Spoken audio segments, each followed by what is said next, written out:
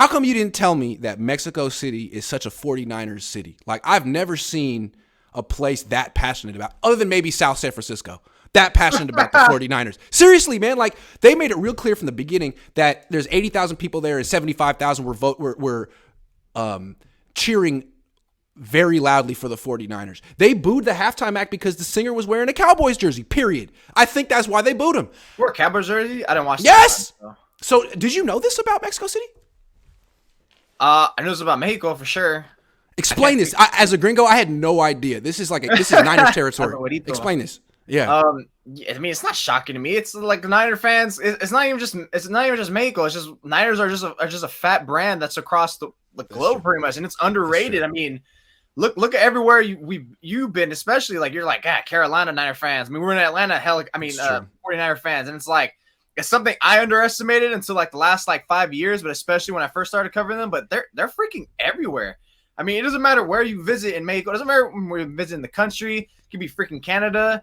This fan base is just contagious. And these guys spread so fast like a wildfire.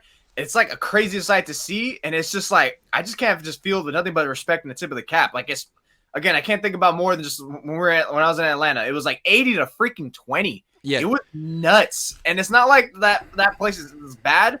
So Mexico, which actually I think when we did a schedule breakdown, I said I would expect that to probably be a Niner home game, because it's not even just the fan base that's just there, but like you have people who are going to travel there because of so many people from the West Coast, from Mexicans all over, Latin people in general, just anyone that wants to go watch it. So it's like you get a chance to go see there instead of watching, Stinky America. We're gonna go watch a real team in the 49ers. Go Chivas.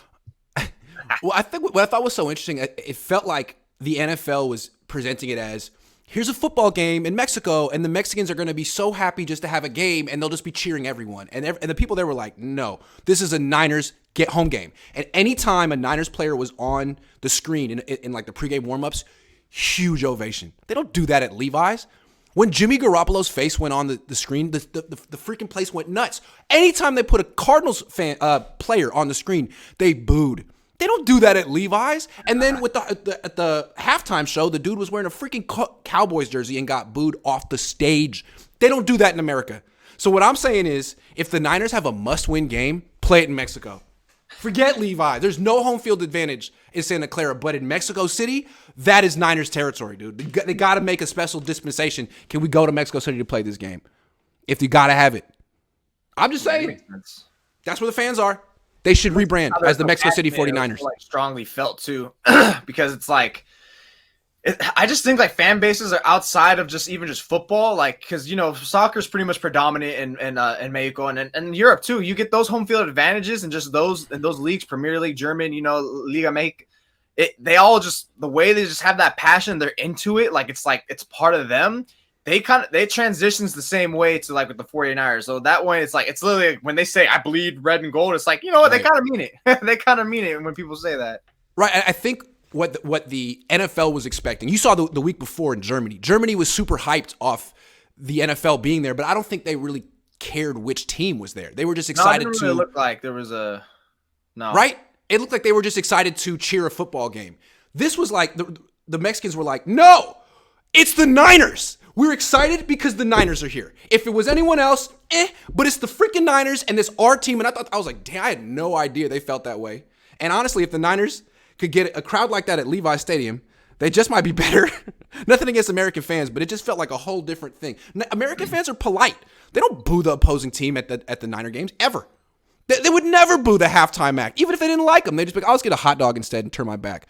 Here in Mexico, they're like, no, you're awful. I was like, man, that is the sports experience I want. Sorry. I think the last time Mexico City hosted a game was Raiders and Texans 2016 and 17. 2016. Okay. Both. One of them. And so even the Raiders last hosted one was against New England, was 2017 or 18. One of those two.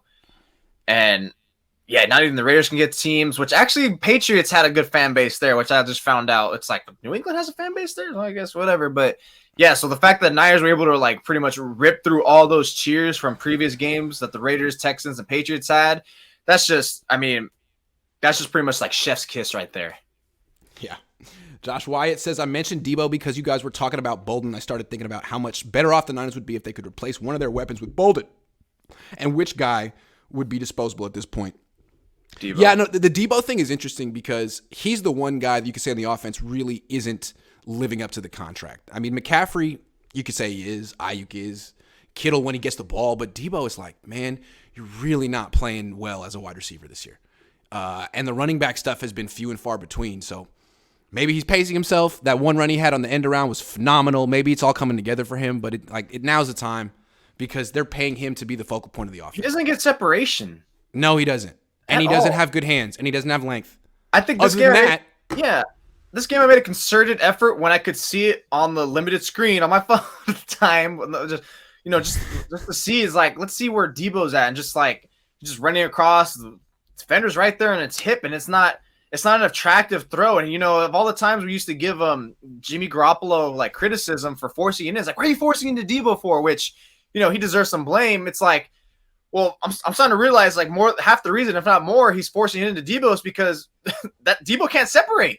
It's not just because he's forcing it, it's because look, that's his defender on him almost 24/7 when he's running a route. So what are you going to do? Just not target him? At that point, you got your Jimmy's like, I just got to try to throw a perfect ball, which, Jimmy doesn't really throw perfect balls like that when the defender's draped all over you. Whereas, Ayuk, every time he catches the ball, it feels like the defender's like 2 yards away from him. Yeah. No, and that's the truth. Kittle too. Yeah, that's the truth. So Debo Samuel, he got paid off of what he did last year, but this year he's not the same player. And the Niners got to figure this out because they're giving him more than everyone else. They're paying him to be an MVP candidate, and right now he's not. So, Debo, that was a very nice run, though, in the other game. I liked it. Maybe you can do that in America now.